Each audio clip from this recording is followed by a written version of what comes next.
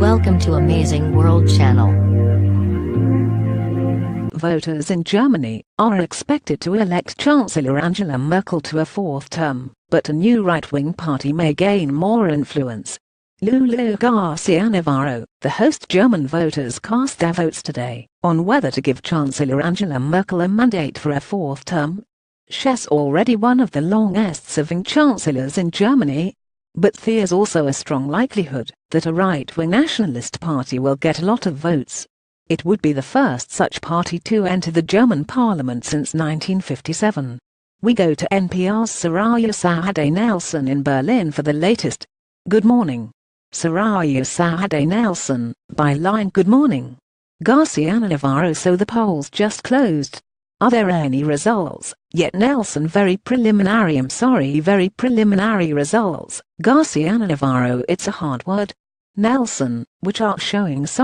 Tom get it here. Chancellor Merkel's party and her Bavarian ally are, in fact, the top vote getters today. But, at least according to these initial results, we're talking about a third of the votes, is what they got, which is a lot lower than expected, and certainly less than she needs to govern without forming a coalition. And German voters will be sending this right-wing, nationalist alternative for Germany to the parliament. They came in a strong third, according to these initial results, and they're expected to get about 90 seats in the new parliament. GARCIANAVARRO. I imagine that's a worrying sign for people who are looking at Germany and looking at the strength of these sort of nationalist parties. Nelson. Absolutely. I mean, security was something I heard about a lot from voters that I spoke to today. Berlin voter Bernd Lau told me it's a critical year for Germans. We've seen more than 1 million asylum seekers come here since 2015. Bernd Lau. The refugee topic is very important, but also how Germany will evolve in the future in this sense of digitalization. The education is another important part of it. So I think there are a lot of topics this year around that might influence people's vote. Nelson. Older voters that I spoke to also complained about pensions and proposals to raise the retirement age. But it really is this voter fear about mostly Muslim refugees that helped Alternative for Germany get the votes that they got. So it's really a very disturbing trend, I think, for the main parties here. GARCIANAVARRO. All right. You mentioned that it doesn't seem that Angela Merkel's party have reached 51%. That means she's going to have to form some coalitions. If she wants to become chancellor, who will she have to form a coalition with? What does that mean, Nelson? Well, she will have to form a coalition with one or more of the other parties that have actually won or gotten over the 5% threshold in order to be in parliament. Who exactly that will be is still sort of up in the air.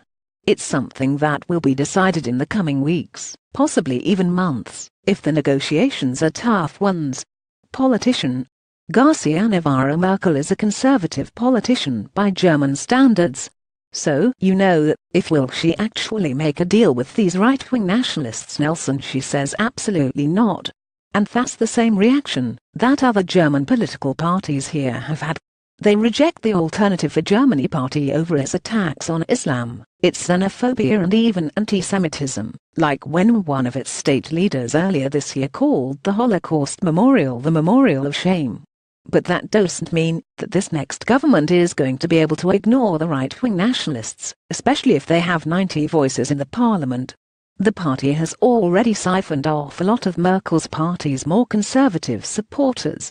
And the debate here in Germany about asylum seekers really has shifted from one over inclusion in German society to one over kicking more of these asylum seekers out. GARCIANAVARRO. That's Soraya Saade Nelson in Berlin. Thank you so much. Nelson. You're welcome, Lulu. Copyright 2017 NPR. All rights reserved. Visit our website terms of use and permissions pages at www.npr.org for further information. NPR transcripts are created on a rush deadline by VERB8TM Incorporated, an NPR contractor, and produced using a proprietary transcription process developed with NPR. This text may not be in its final form, and may be updated or revised in the future. Accuracy and availability may vary. The authoritative record of NPR's programming is the audio record.